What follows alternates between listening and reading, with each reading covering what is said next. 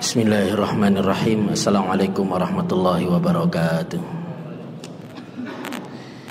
Innal hamdalillahi nahmaduhu wa nasta'inuhu wa nastaghfiruh wa na'udzu billahi min syururi anfusina wa min sayyiati a'malina.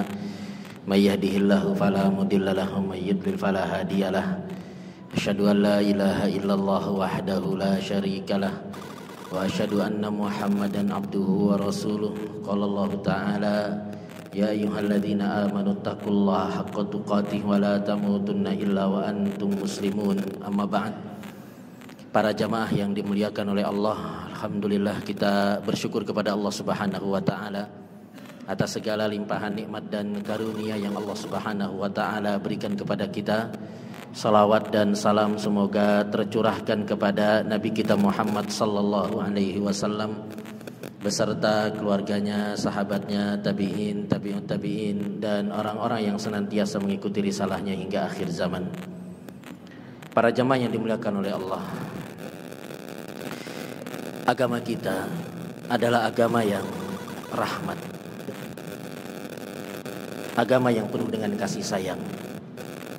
Sebagaimana Allah Subhanahu wa taala berfirman dalam surat Al-Balad ayat yang ke-17, watawasau bis sabri watawasau bil marhamah. Salinglah kalian berwasiat dalam kesabaran dan salinglah kalian berwasiat dalam kasih sayang. Dan Nabi kita sallallahu alaihi wasallam adalah Nabiyur Rahmah. Sebagaimana Allah Subhanahu wa taala berfirman, wa ma arsalnaka illa rahmatan lil alamin. Dan tidaklah kami mengutus engkau wahai Muhammad kecuali rahmat bagi semesta alam. Jadi Nabi kita sallallahu alaihi wasallam tidak hanya menyayangi orang-orang yang beriman, tapi Nabi sallallahu alaihi wasallam adalah rahmat bagi semesta alam. Oleh karena itu ketika ada orang yang datang kepada Nabi sallallahu alaihi wasallam meminta kepada Nabi untuk berdoa untuk kabilah Daus supaya dibinasakan, maka Nabi sallallahu alaihi wasallam mengangkat tangan berdoa kepada Allah Subhanahu wa taala. Para sahabat mengira Nabi sallallahu alaihi wasallam akan mendoakan kebinasaan untuk kabilah Daus. Tapi ternyata Nabi sallallahu alaihi wasallam berdoa, Allahumma hdi Dausan. Ya Allah, berikanlah hidayah kepada kabilah Daus. Dan doa Nabi sallallahu alaihi wasallam diijabah oleh Allah. Kabilah Daus akhirnya masuk ke dalam agama Islam. Dan disebutkan pada perang Hunain. Perang Hunain terjadi tahun berapa, Pak? Perang Hunain terjadi tahun 8 Hijriah, tepat setelah Fatu Mekah. Fatu Mekah 8 Hijriah bulan Ramadan, perang Hunain 8 Hijriah di bulan Syawal. Nabi sallallahu alaihi wasallam berangkat menuju Hunain bersama 12.000 pasukan. Sudah ditunggu sama kabilah Hawazin dan kabilah Sakif gabungan. Ada sekitar 20.000. Ini orang-orang musyrikin keluar dengan seluruh harta dan juga seluruh keluarganya. Sudah menunggu kaum muslimin di Hunain. Begitu kaum muslimin sampai di Hunain langsung dihujani anak panah.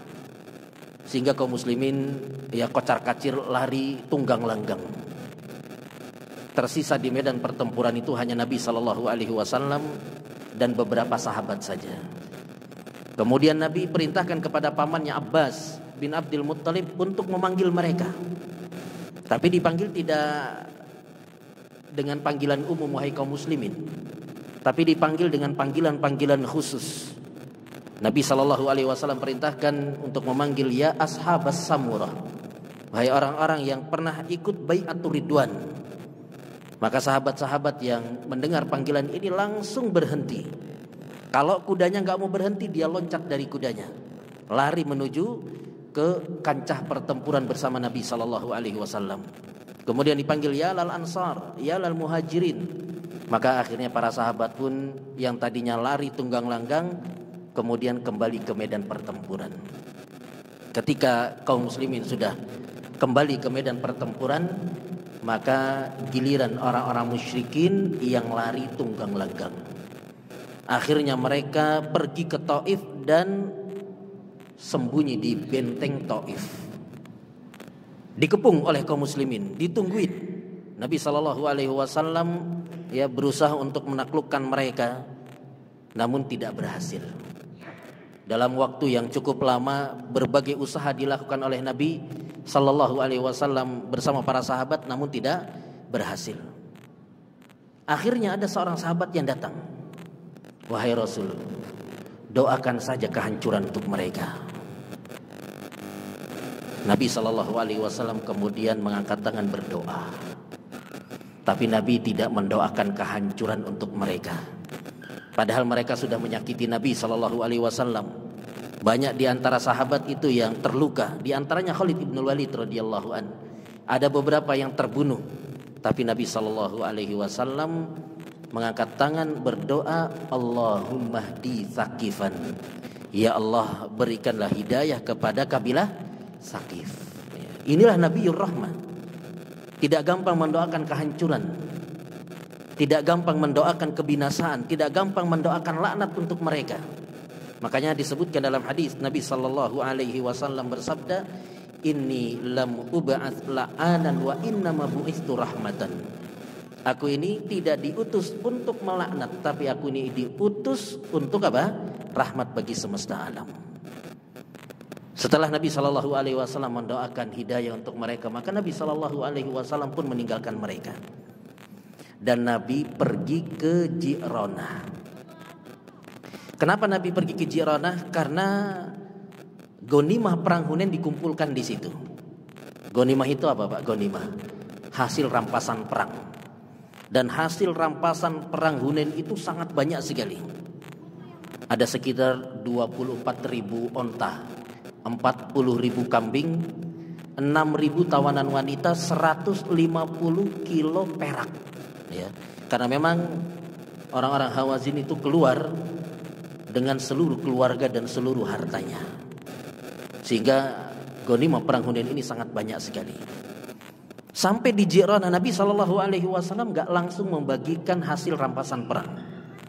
Nabi masih menunggu mereka. Siapa tahu mereka dapat hidayah, turun, ya. Kalau mereka masuk Islam, maka ghanimah tidak akan dibagikan, tapi dikembalikan kepada mereka. Ditunggu sampai belasan hari, namun ternyata mereka tidak datang. Akhirnya Nabi Shallallahu Alaihi Wasallam membagikan ghanimah, dan ada di antara sahabat itu yang mendapatkan ghanimah 300 ekor onta. Terutama mereka-mereka yang baru masuk Islam dan mereka merupakan pimpinan-pimpinan Quraisy, seperti Safwan bin Umayyah itu dapat 300 onta. Sampai Safwan bin Umayyah mengatakan, tadinya Muhammad adalah orang yang paling aku benci, tapi sekarang Muhammad adalah orang yang paling aku cintai. Senang sekali Safwan bin Umayyah mendapatkan 300 onta.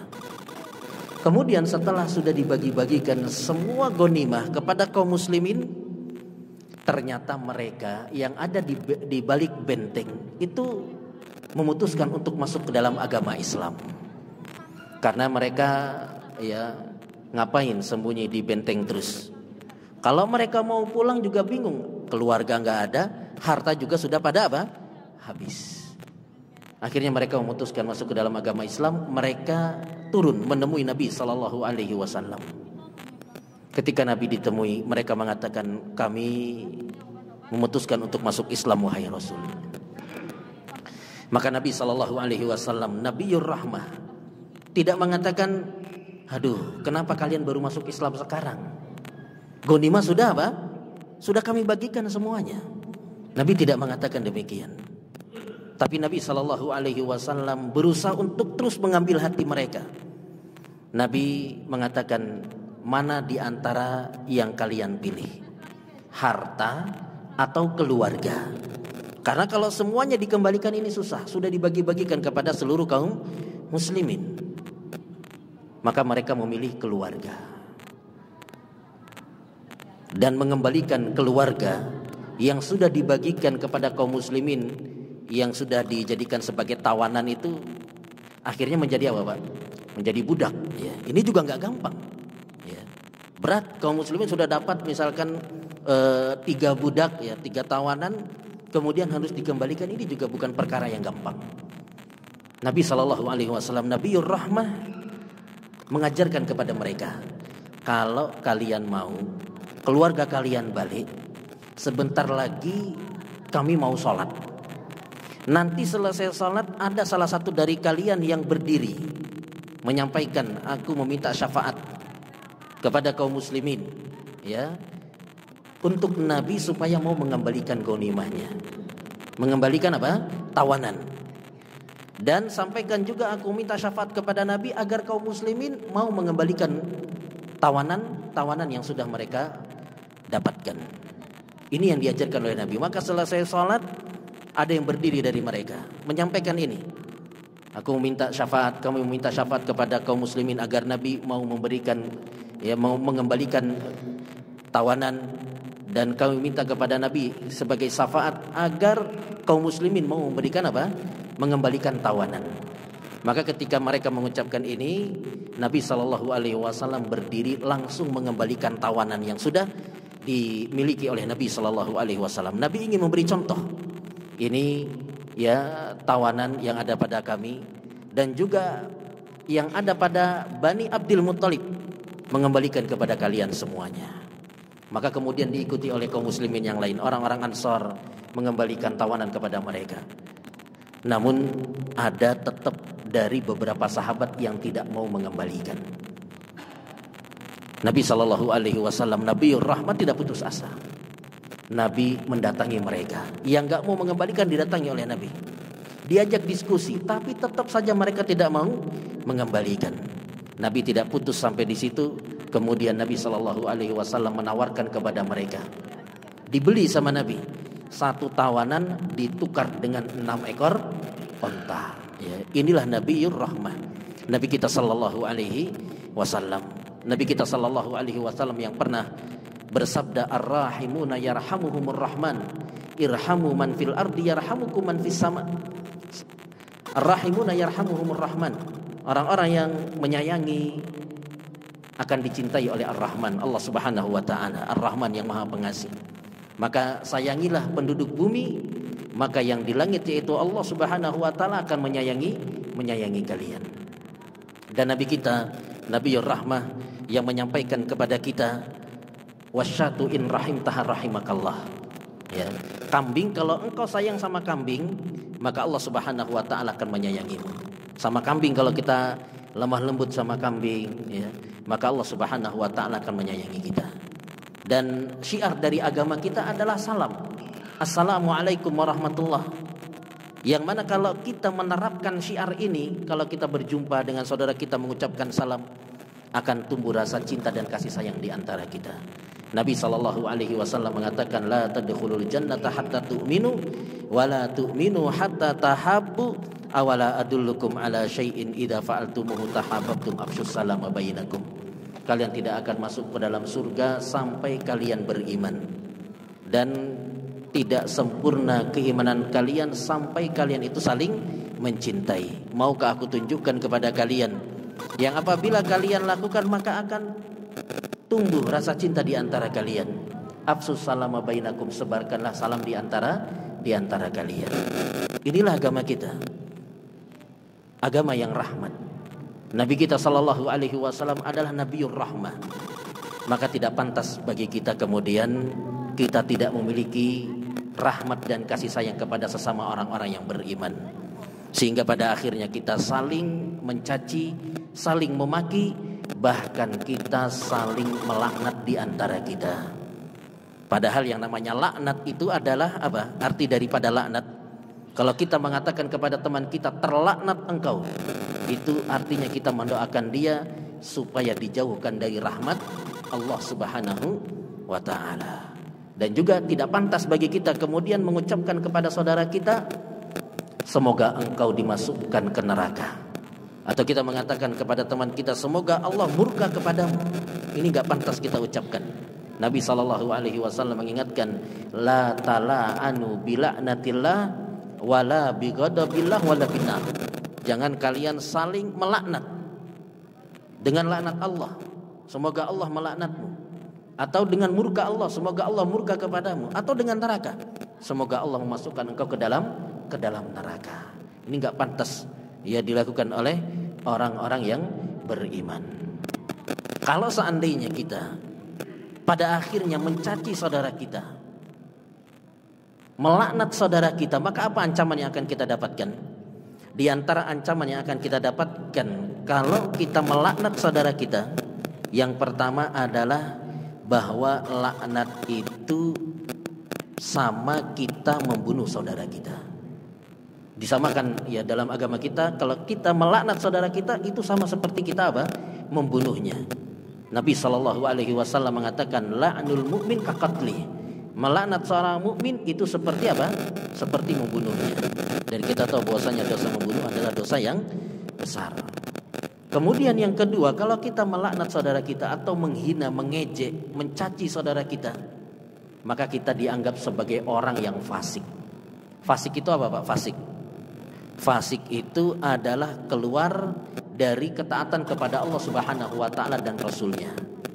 Dan fasik itu dia tingkatannya di atas maksiat. Jadi dibedakan antara fasik dengan maksiat di dalam Al-Qur'an. Dalam surat Al-Hujurat Allah Subhanahu wa taala berfirman, "Walakin karraha ilaikumul kufra wal fusuqa wal isyan." Akan tetapi tidak disukai untuk kalian itu kekufuran, kefasikan dan kemaksiatan. Jadi fasik itu di atasnya maksiat. Dan fasik itu adalah keluar dari ketaatan kepada Allah dan Rasulnya. Maka orang yang suka mencaci, maka dia dianggap sebagai apa? Fasik. Dalam hadis disebutkan Nabi SAW bersabda, "Sibabul muslimi fusuqun wa qitaluhu kufrun." Mencaci maki seorang muslim itu adalah fasik dan membunuhnya adalah apa? Kekufuran. Kemudian jamaah yang dimuliakan oleh Allah, ancaman berikutnya bagi mereka yang suka melaknat, yang suka mencaci saudaranya adalah dia terancam untuk masuk ke dalam neraka. Jadi tidak bisa menjaga lisan, sehingga mudah sekali untuk mengeluarkan kata laknat. Itu penyebab seorang dimasukkan ke dalam neraka. Nabi SAW ketika salat Id itu biasa selesai khutbah Id, beliau di penghujung khutbah berjalan menuju saf-saf para wanita, memberikan nasihat khusus untuk para wanita. Nabi mengatakan, "Ya ma'syaran nisa, tasaddaqna wa aktsirna minal istighfar, fa inni ra'aitukunna aksara ahlin nar." Wahai para wanita, bersedekahlah kalian, perbanyaklah istighfar, karena sesungguhnya aku melihat kalian adalah penghuni neraka yang paling banyak. Maka ada sahabiat yang bertanya kepada Nabi SAW, "Walima ya Rasulullah? Kenapa kita ini adalah penghuni neraka yang paling banyak?" Maka Nabi sebutkan sebab-sebabnya. Di antaranya Nabi mengatakan, "Takfurnal ashir." Kalian adalah orang-orang yang suka tidak berterima kasih kepada suami. Benar nggak Pak? Kita kalau pulang hasil dari jualan kita bawa pulang 50.000, dianggap besar atau dianggap kecil sama istri kita? Kadang-kala dianggap kecil. Seharian kerja cuma dapat segini bang, ya misalkan. Ya. Kurang bersyukur terhadap pemberian apa? Suami. Kemudian penyebabnya apa lagi? Watuksirnal la'nah. Karena kalian adalah orang yang banyak apa? Melaknat. Maka kalau kita suka melaknat, itu bisa menjadi penyebab kita dimasukkan ke dalam neraka. Kemudian jamaah yang dimuliakan oleh Allah, orang yang suka melaknat itu nanti pada hari kiamat dia tidak bisa memberi syafaat. Orang yang suka melaknat pada hari kiamat gak bisa memberi syafaat. Syafaat itu apa Pak?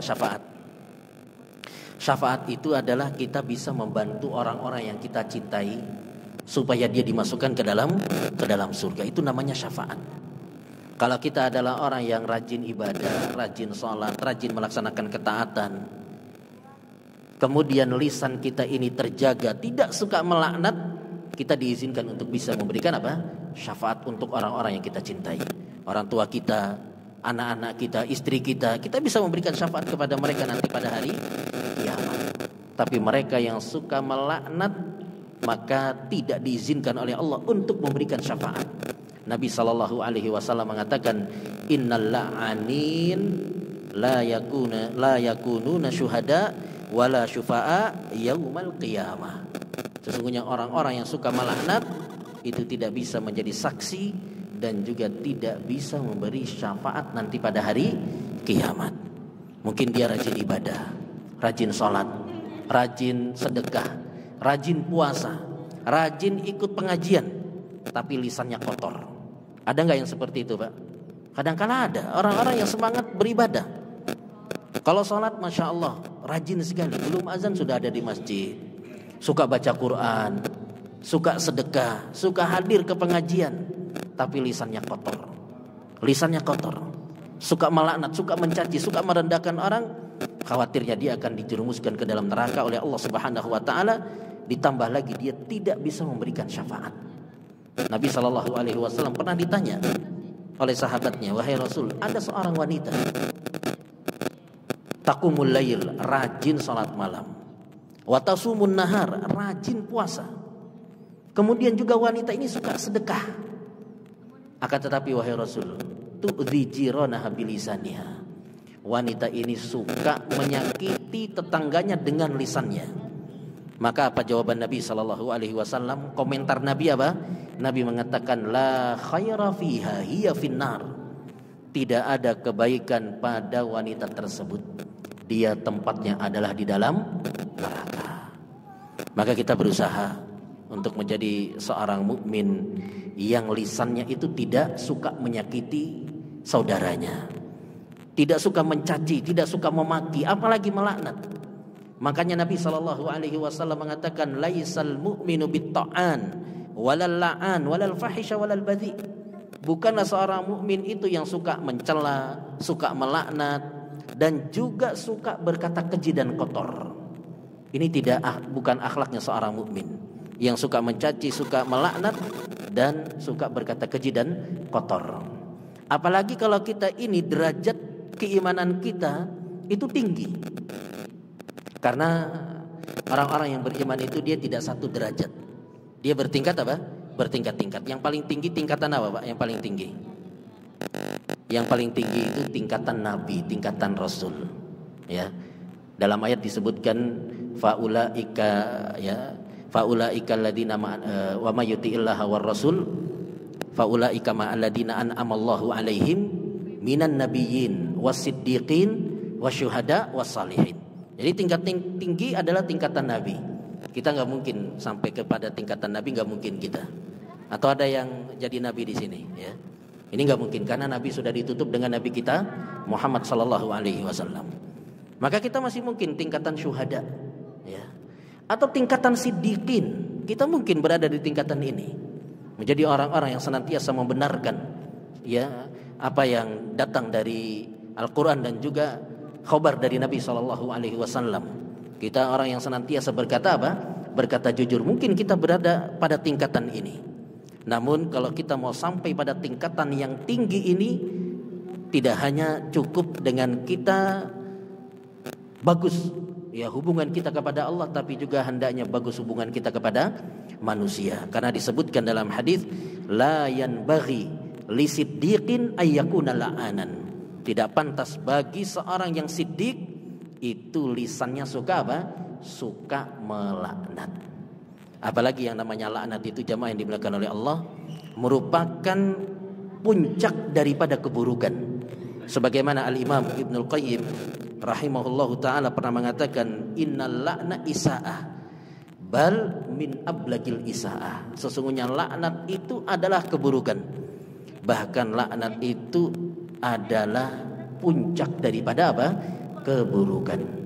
Maka gak pantas bagi kita yang menyandang status sebagai seorang mukmin, kemudian lisan kita ini kotor, suka melaknat dan juga suka mencaci saudaranya sendiri. Taib jamaah yang dimuliakan oleh Allah, kalau kita melaknat seseorang, maka bisa jadi laknat itu kembali kepada diri kita.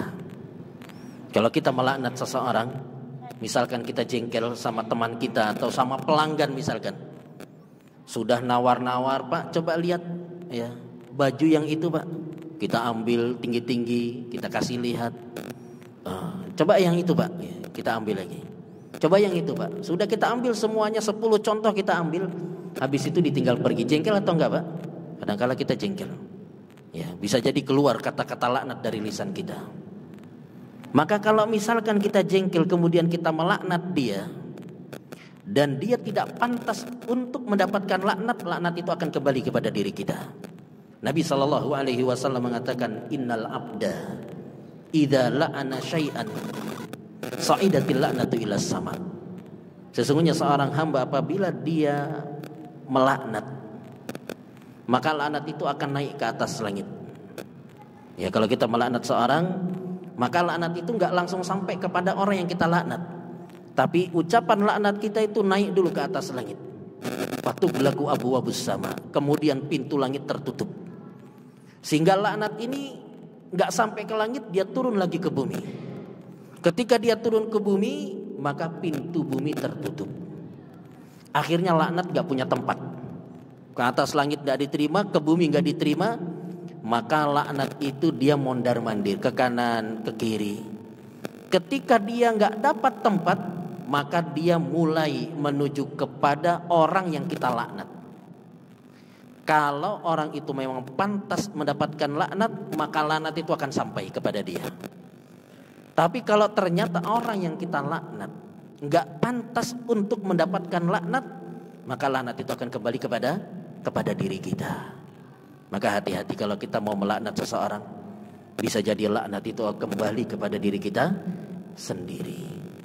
Oleh karena itu ada seorang sahabat yang dia kecanduan khamr, sehingga dia suka minum khamr. Begitu minum khamr ketahuan, dibawa kepada Nabi SAW. Kemudian dicambuk sama Nabi. Nanti dia pulang taubat, nggak lama minum khamr lagi. Sehingga dibawa lagi kepada Nabi, dicambuk lagi.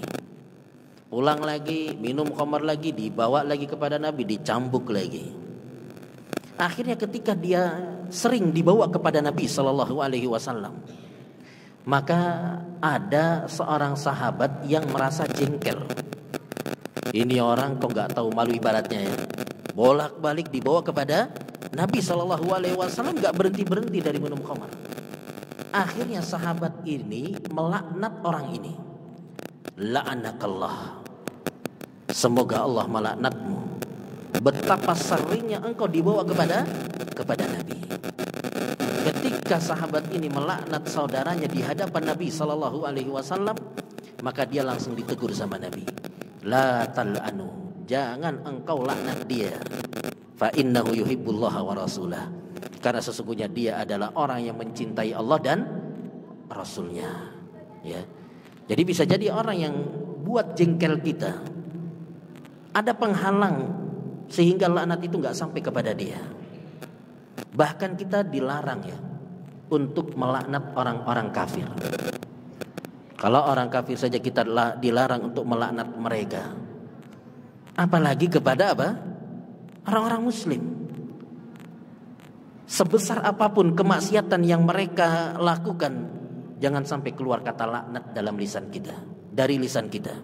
Secara ta'yin ya, secara individu, terlaknat engkau, ini jangan sampai. Sekalipun kepada orang kafir, enggak boleh kita melaknat dia secara individu. Nabi SAW pernah ditegur oleh Allah Subhanahu wa taala ketika Nabi mendoakan laknat untuk orang-orang kafir secara individu. Jadi disebutkan namanya oleh Nabi SAW. Ketika Nabi SAW salat, kemudian di rakaat terakhir beliau bangkit dari ruku, beliau berdoa, Allahumma al'an fulan, Allahumma al'an fulan, Allahumma al'an fulan.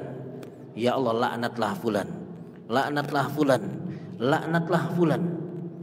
Maka kemudian Allah Subhanahu wa taala menurunkan wahyu kepada Nabi, laisa laka minal amri syai', tidak ada hak apapun bagimu dalam urusan mereka. Jadi jangan doakan laknat. Sehingga pada akhirnya orang-orang ini yang tadinya didoakan laknat oleh Nabi SAW, ternyata mereka semuanya itu masuk ke dalam agama Islam. Ya, Nabi ditegur oleh Allah Subhanahu wa taala. Laisa laka minal amri syai'. Ya. Akhirnya orang-orang yang didoakan laknat itu masuk ke dalam agama Islam. Di antara yang disebutkan yang didoakan laknat itu adalah Suhail bin Amr, Safwan bin Umayyah, ya. Mereka ini akhirnya masuk ke dalam agama Islam.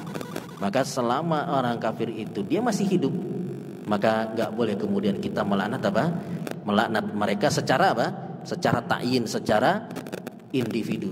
Engkau terlaknat, engkau dimasukkan ke neraka, enggak boleh. Kita enggak boleh pastikan seorang itu masuk ke dalam neraka. Kemudian jamaah yang dimuliakan oleh Allah, di antara ancaman bagi mereka yang suka mencaci, melaknat saudaranya, maka dia terancam melakukan dosa yang sangat besar. Nabi SAW mengatakan ar-riba salasatun wa sab'una baba. Riba itu ada 73 pintu. Aisaruha ayyangkihar rajulu ummah. Riba yang paling ringan adalah seperti seorang menzinai ibu kandungnya sendiri. Ini menunjukkan bahwasanya riba itu dosa yang sangat besar. Sehingga yang paling ringannya adalah seperti menzinai ibu kandung sendiri. Zina sama wanita asing saja itu dosanya sudah sangat besar. Bagaimana kemudian seorang menzinai ibu kandungnya sendiri? Kemudian Nabi mengatakan wa arbar riba. Riba yang paling riba irdur rajul al muslim, yaitu seorang yang mencabik-cabik kehormatan saudaranya sesama muslim. Jadi riba yang paling riba itu adalah seorang mencabik-cabik kehormatan saudaranya sesama muslim. Seperti mencaci, ya, melaknat. Ini adalah mencabik-cabik kehormatan saudaranya sama muslim. Maka kita hendaknya berusaha untuk menjaga lisan kita. Jangan sampai kita suka merendahkan orang lain, mencaci maki orang lain. Kita ingat bahwa agama kita adalah agama rahmat, agama yang penuh dengan cinta dan kasih sayang. Maka hendaknya kita jaga lisan kita, jangan sampai kita suka mencaci apalagi melaknat saudara kita. Hendaknya kita mengikuti perintah dari Allah Subhanahu wa taala, yaitu apa? Wa qulu linnasi husna. Ucapkanlah kepada manusia ucapan yang baik. Bahkan ucapan yang baik ini Allah perintahkan bukan hanya kepada orang-orang yang beriman, tapi kepada semua manusia. Berimankah dia atau dia tidak beriman kepada Allah Subhanahu wa taala? Kita bisa lihat ketika Allah Subhanahu wa taala perintahkan Nabi Musa untuk mendakwahi Fir'aun. Fir'aun itu beriman atau tidak, Pak? Sama sekali tidak beriman. Bahkan Fir'aun itu tingkatan kekafirannya sangat tinggi sekali, karena dia mengaku sebagai apa? Tuhan. Fir'aun yang berani mengucapkan ana rabbukumul a'la, saya adalah Tuhan yang maha tinggi. Tetapi ketika Allah perintahkan kepada Nabi Musa untuk mendakwahi Fir'aun, apa perintah Allah kepada Nabi Musa? Faqula lahu qawlan layyina. Ucapkanlah kepada Fir'aun itu ucapan yang lemah lembut. Bukan dicaci maki Fir'aun, bukan dilaknat-laknat Fir'aun, tapi Allah perintahkan kepada Nabi Musa untuk mendakwahi Fir'aun dengan lemah lembut.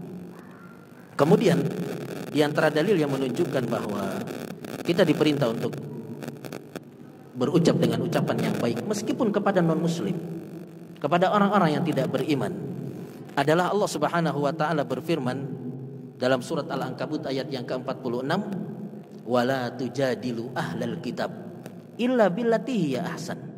Janganlah kalian mendebat ahlul kitab kecuali dengan cara yang baik. Yang namanya debat biasanya emosi atau tidak, Pak? Biasanya emosi.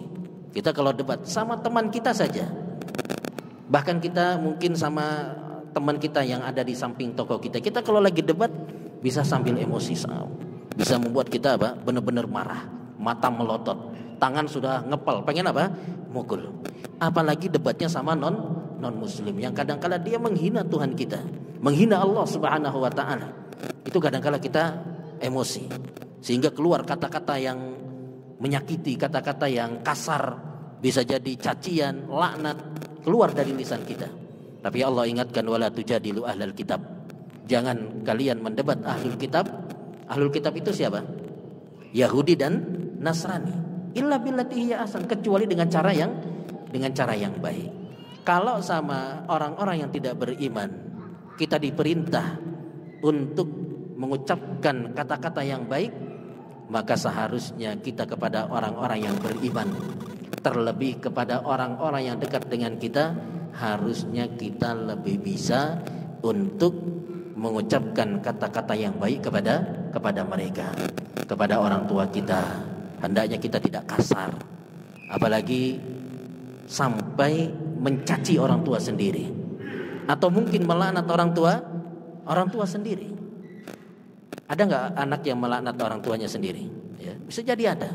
Makanya dapat ancaman dari Nabi SAW, la'anallah man la'ana walidayhi.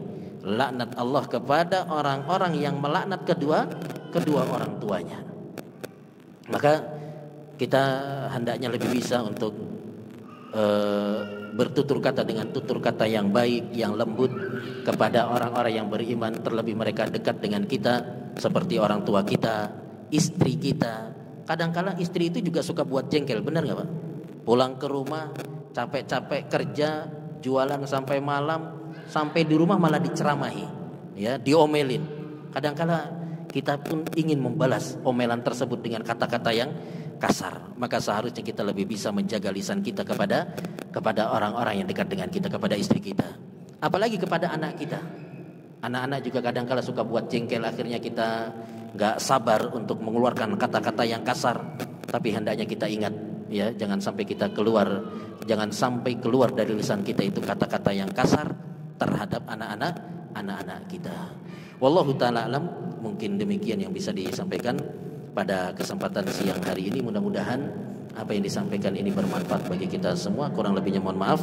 Kita akhiri dengan doa kafaratul majelis. Subhanakallahumma bihamdik, asyhadu an la ilaha illa anta, astaghfiruka wa atubu ilaik. Wassalamualaikum warahmatullahi wabarakatuh.